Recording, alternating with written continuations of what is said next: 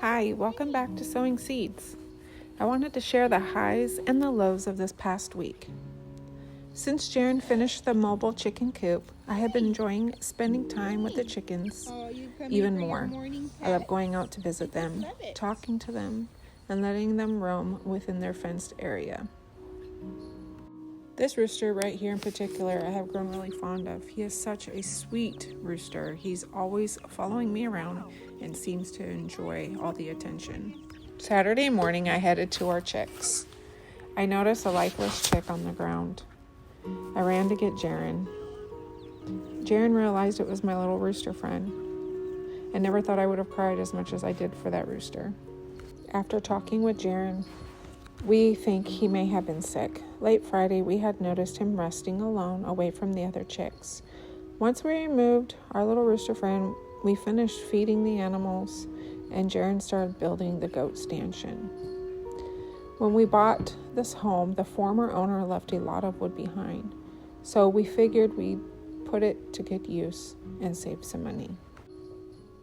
This stanchion will help us trim hooves and give goats their vitamins when needed.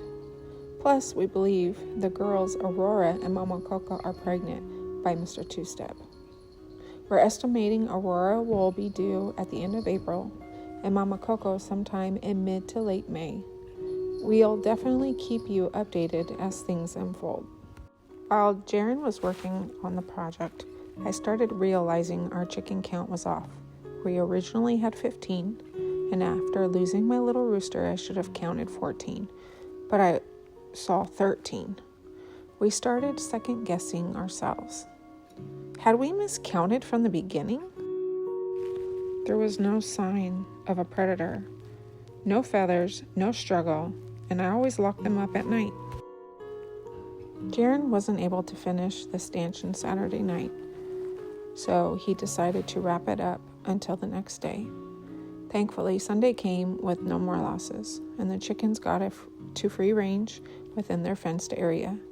When Jaren finally put the last pieces together, what better way to test it than using himself as the test subject?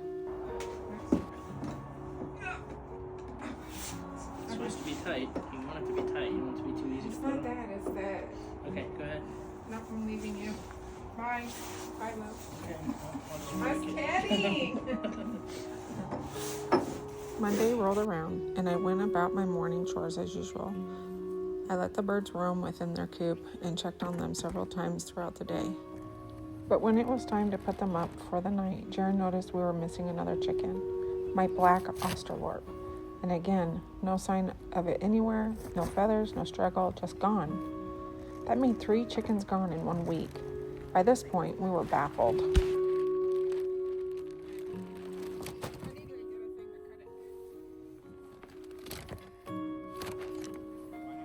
So Tuesday rolled around.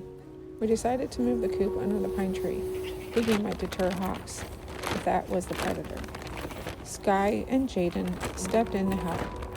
Originally, I had planned to use a larger fence that had just arrived from Premier Fencing. No, we're not sponsored or getting paid to mention them. We just like their fencing. Can you help me?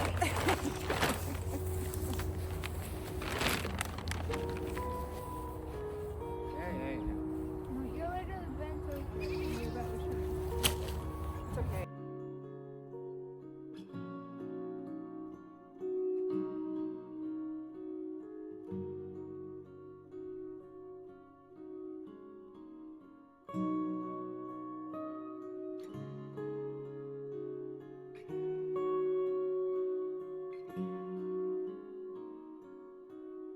But after nearly finishing, I changed my mind. I didn't want to give the chicks that much space and more chance of a hawk to swipe them. The original fence seemed like the better option. So we had to start all over again.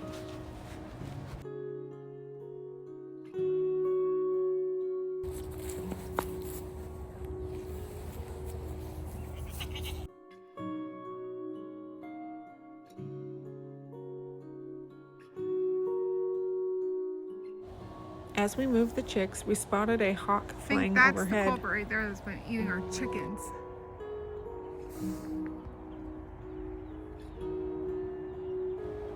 Okay, don't laugh. But it took both Jaden and me pulling and pushing the mobile chick fence. Really? Jaden did all the work. I just made it look like I was helping. Sky had a brilliant idea to grab some snacks to help us lure a few chickens in. Oh, I just came out here to check on the chickens because I let them free range. And our setup right now, we thought that if we put them under a pine tree, the chickens, that maybe it would help deter the hawks from eating them. And I was looking out the kitchen window because I do that quite often now. And when I came out here, I saw a hawk with one of my birds, and it was taking off because it saw me coming. Unfortunately, that bird passed away. So this is not going to work. We're not going to be able to free range like we thought. We're going to have to build a chicken coop. So I was really bummed because I count all my chickens and there was only 5. We had 12 left and there was only 5.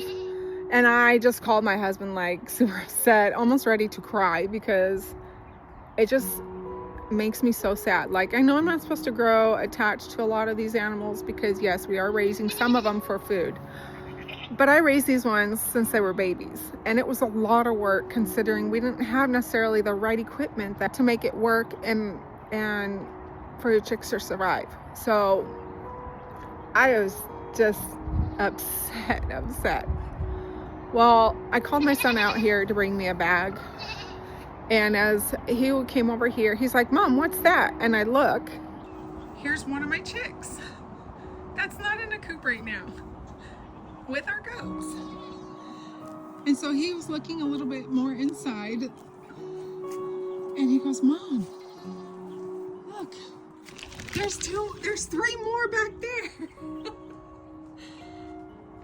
Oh, you have no idea how much this just warms my heart that stupid hawk didn't take 5 more birds.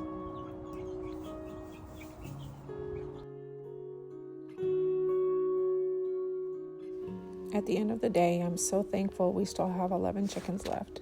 And I'm so grateful that you took your precious time to watch and be a part of our journey. Take care. Until next time.